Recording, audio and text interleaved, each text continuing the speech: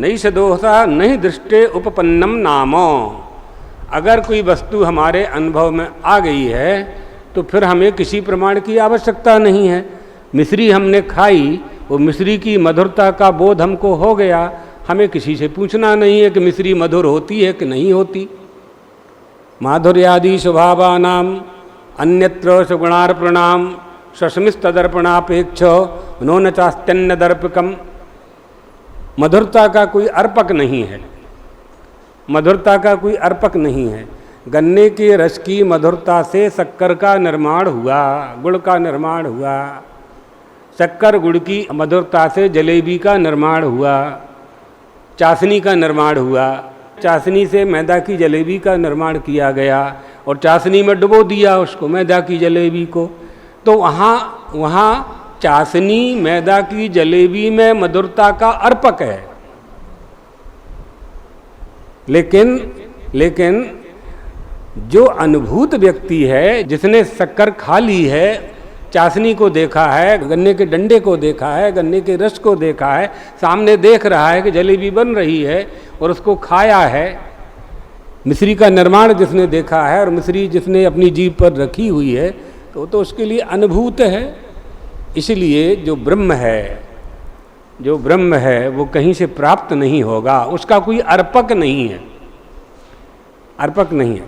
व्यवहारिक दृष्टि से अगर समझना हो तो व्यवहार पक्ष में ये देखते हैं कि हलवाई बूंदी का लड्डू बनाता है तो नाम रूप की उपाधि से बूंदी का लड्डू होता है। अब बूंदी नाम की कोई सामग्री किसी किराने के दुकान पर नहीं मिलेगी।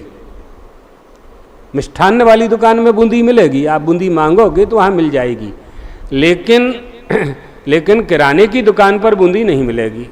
अब बूंदी नाम की कोई वस्तु नहीं है, किसी भी डिक्शनरी में बूंदी नहीं मिलेगी आपको, शब्दकोश में। हलवाई ने उसका नाम रखा है। कैसे रखा है? गन्ने के रस से चाशनी बनाई गई, चाशनी में बेसन के छोटे छोटे चने जैसे कढ़ाई में तल करके निकाले गए दाने, उनको चाशनी में डाला गया, फिर उसके लड्डू बनाए गए, तो बूंदी का लड्डू बन गया। तो नाम रूप की उपाधि हुई ना। किसकी नाम रूप की उपाधि हुई? गन्ने के रस की। गन्ने के रस में मधुरता कौन लाया, ये बताओ।